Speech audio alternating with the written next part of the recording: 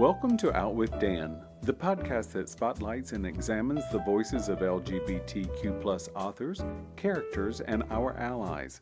Together, we lift our voices and we tell our stories. I'm Dan White. Join me as I chat with this week's author.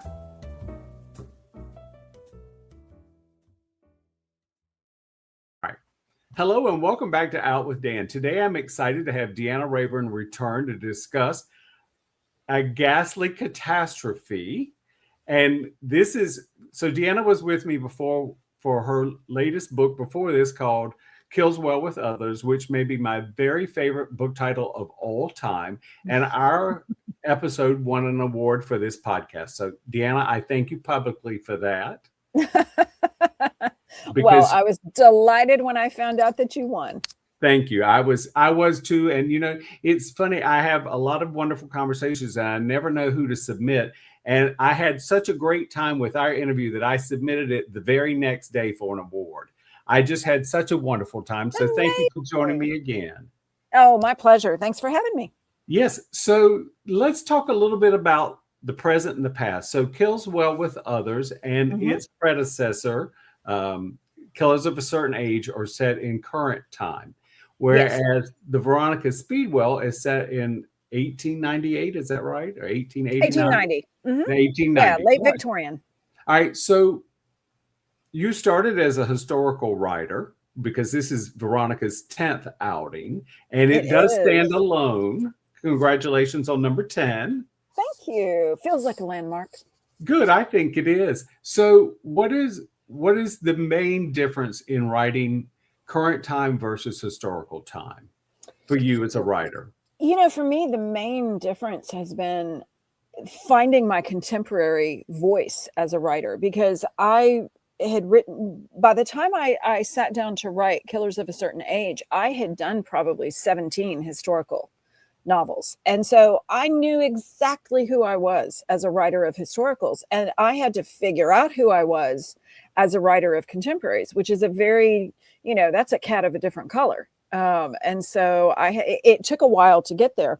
And even the book I'm writing now, which is a contemporary that's not part of the Killers duology, that honestly has been the hardest part of getting into this book is kind of recreating the contemporary voice, but in a different atmosphere, in a different set of characters, a different universe, really. And so that's the challenge, but that's the joy too, because I love to scare the bejesus out of myself when I'm writing. And you know, the best books are the ones that I start off thinking, I'm not sure I can do this, and then figure out a way to do it. That's where you grow the most as a writer. That's where I have the most fun. I've never been a writer who just wants to phone it in. And so every couple of books I need to scare myself. And that's what I've been able to do. I've been very, very lucky in that regard. Well, I tell you, we readers are very lucky in that regard too, because your books are never trite. They're never tried. They're always fresh, each one of them. And when I said that book number 10 in the Veronica Speedwell could be read as a standalone, it certainly can. And I think that is also a wonderful accomplishment when an author can basically create a world, a series, but yet each one of them is fresh enough to be taken on their own. Thank you. That's a huge compliment. I try really hard. One of the things that I cannot stand as a reader is if I go into a series and I look around and there's maybe 10, 12, 15 books and I'm excited, but they're packed full of spoilers. Yes. And that drives me crazy because I want to be able to approach, you know, if I try to read from the first book in the series, but sometimes maybe you're not into a particular setting that the author used for one book or a particular subplot. You know, the third book in the Veronica series is heavily Egyptological. So if somebody's not really interested in ancient Egypt, I want them to easily be able to skip that book.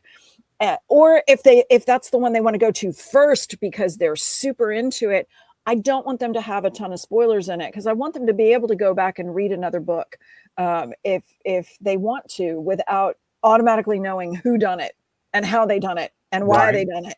Right. And I will say that I did notice a device that you used, which I think is a wonderful device. Is you mentioned some previous cases, but not the spoilers of those cases, which makes me feel even like I know the characters even more because they give me a bit of their past. You know, they'll say, well, you know, when we were on the continent rather than England or what have you. Right. You know, it's one of those things. It's like, oh, okay, I like this. My So little footnote trick. yes, it is, but it's a wonderful one but that's where that sort of mirrors what you were saying that, you know, when an author gives spoilers from their last book or the book before, I might be less inclined to read it because I already sort of know who done it. So Yeah, I mean that's exactly how I am as a reader, and so many of the choices that I make as a writer go back to what I would enjoy as a reader, and my preferences inform a lot of the way that I approach my writing. And you know, in that case, I've developed this little footnote trick where it, you know, if Veronica's referring to the time that she masqueraded as a princess, there'll be a little footnote that says the impossible imposter. I think that is that the book. I think that was the book. probably. I'm not sure. I'm not sure. I can't keep them straight. And now that we're at 10 books, I've lost count. I cannot keep them straight.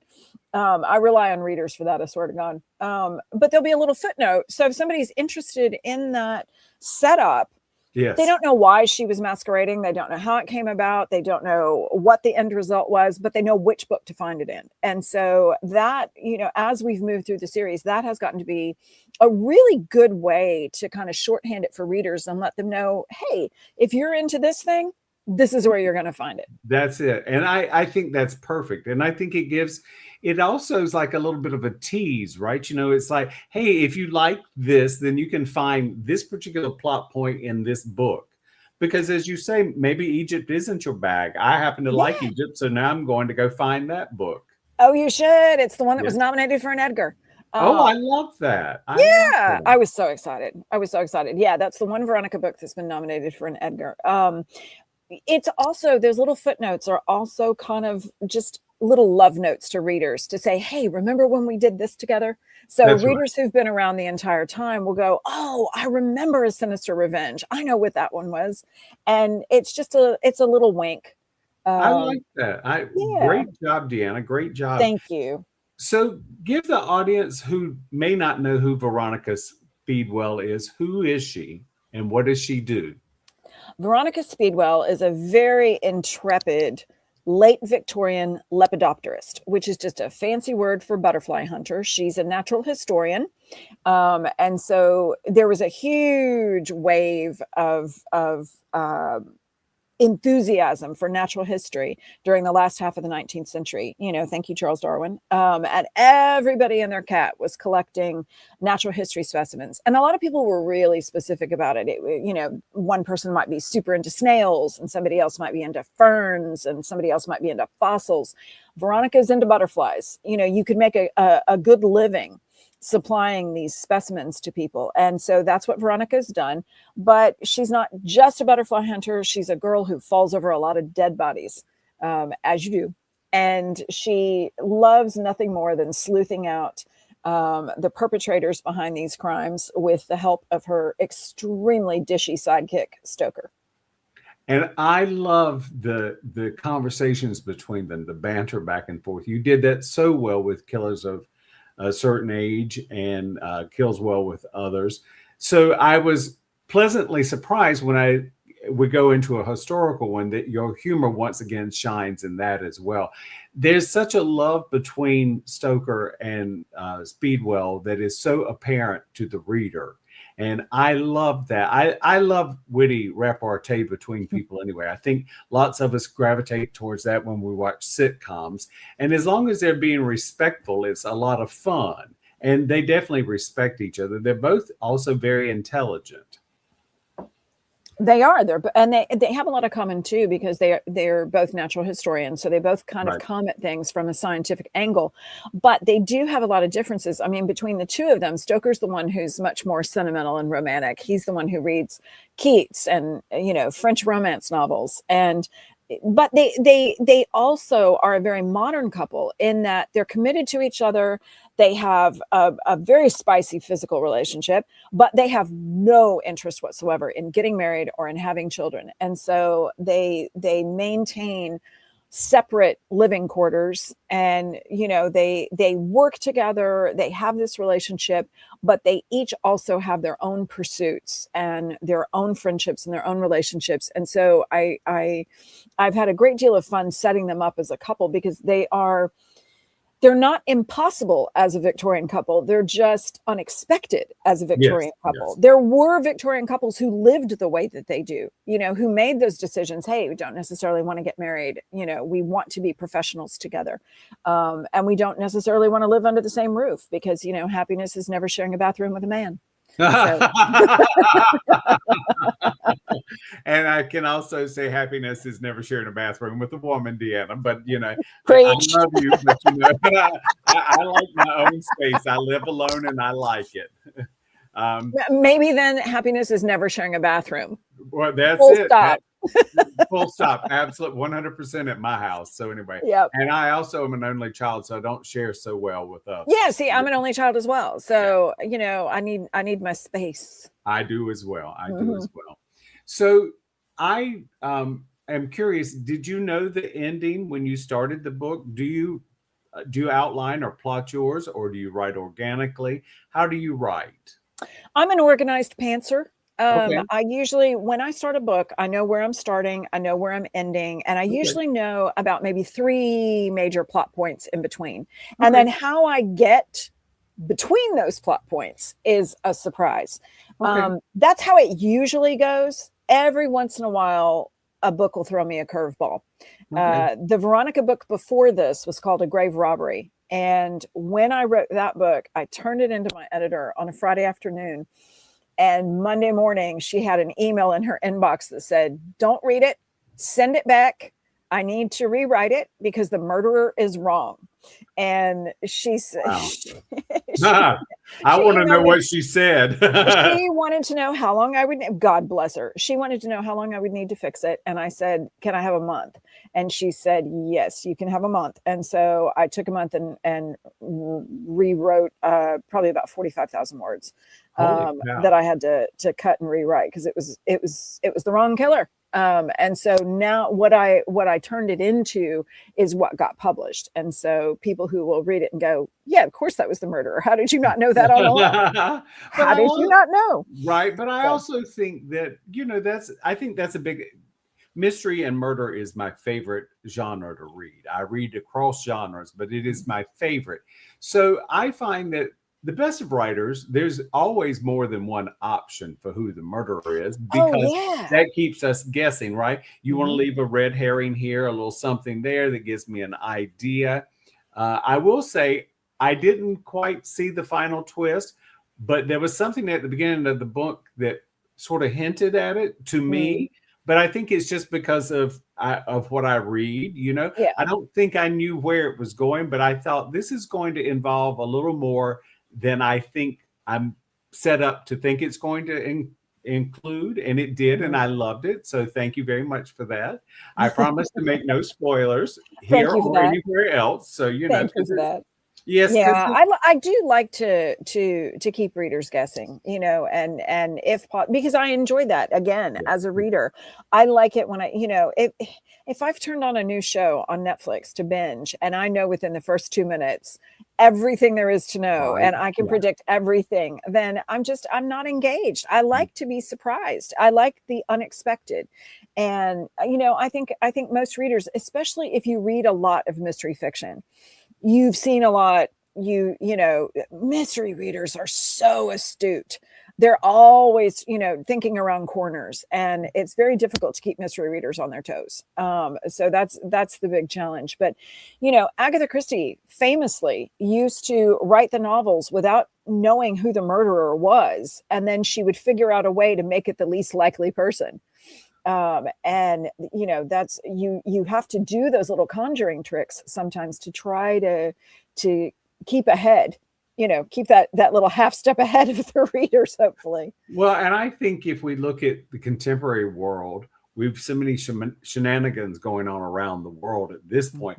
I don't think any reader should ever be surprised that there's more than one killer in this book.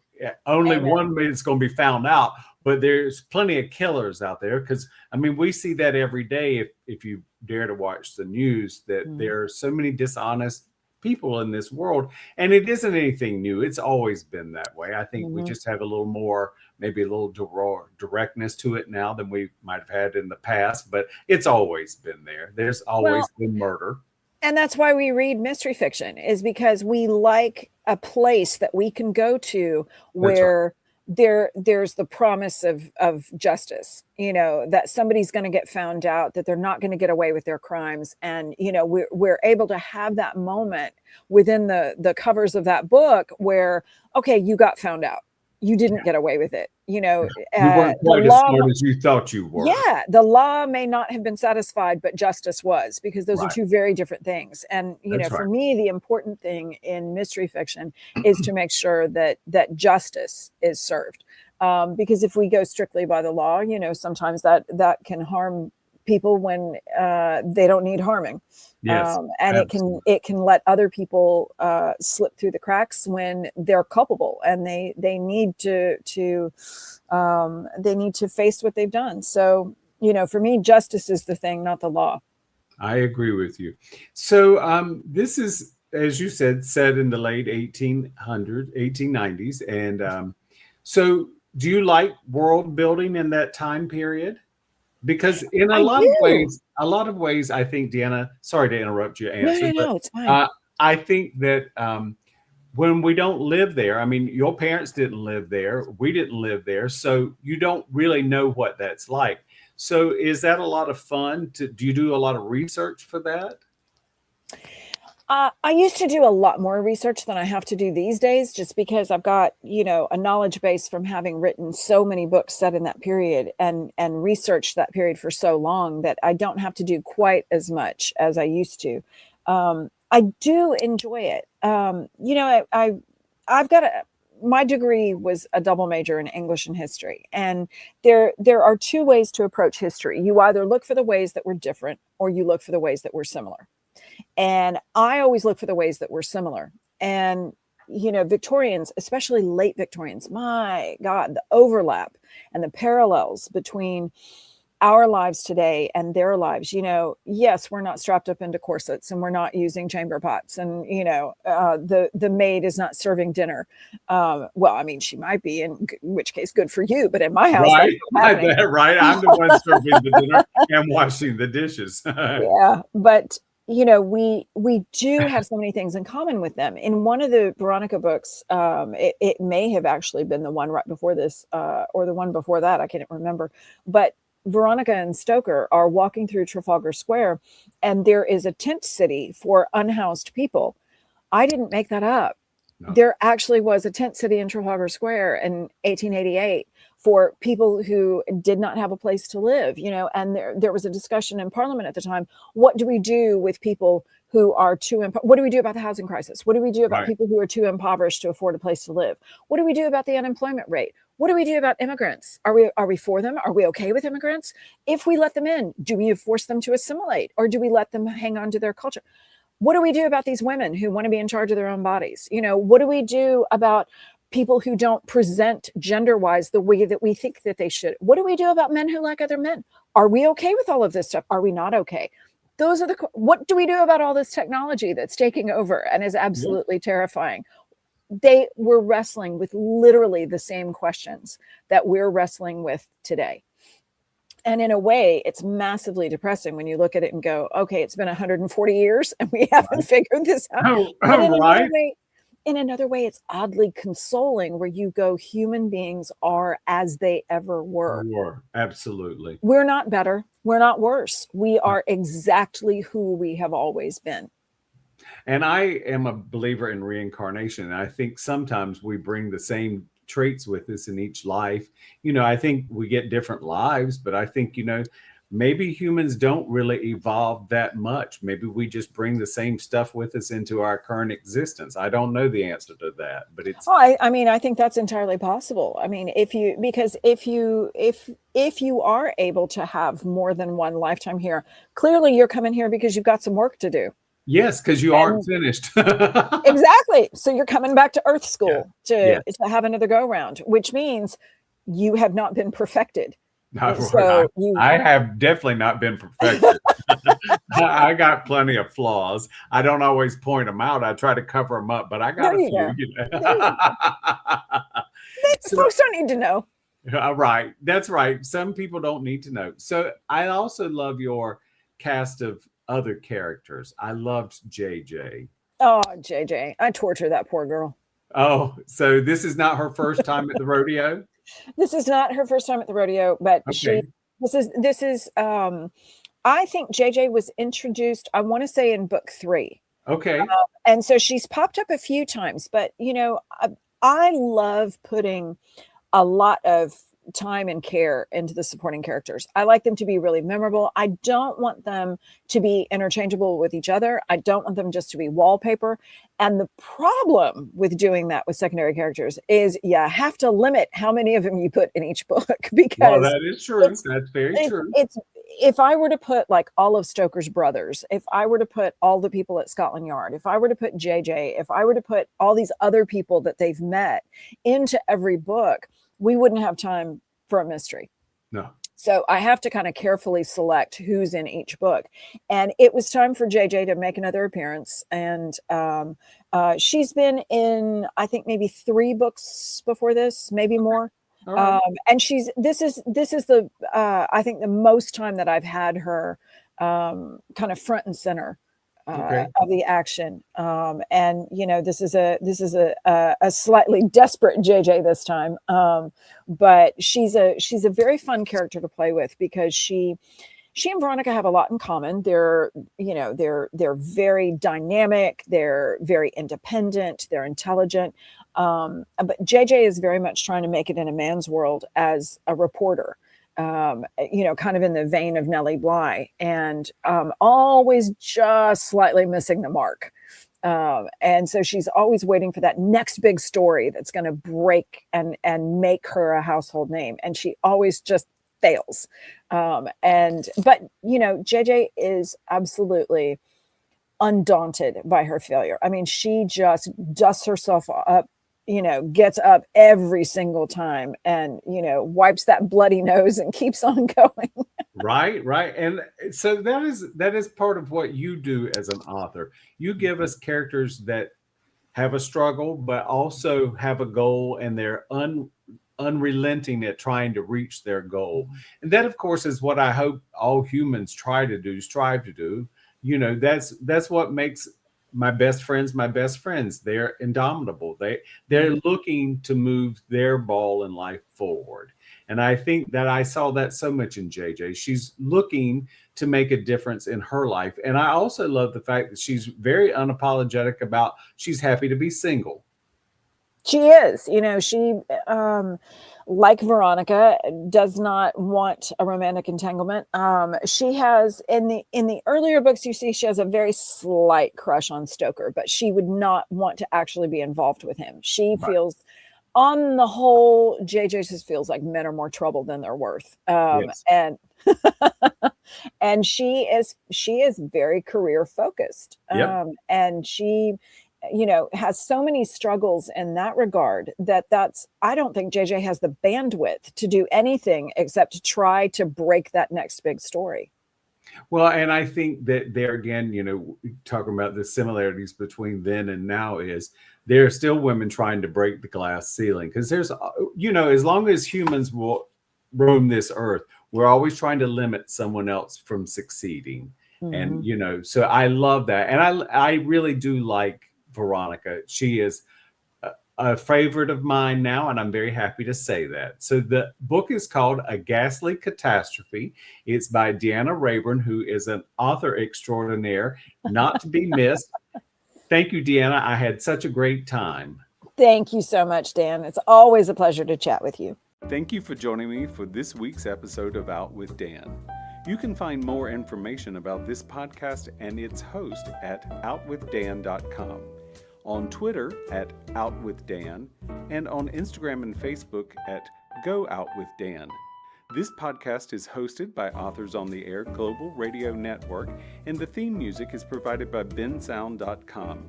Join us again soon for the next episode of Out with Dan.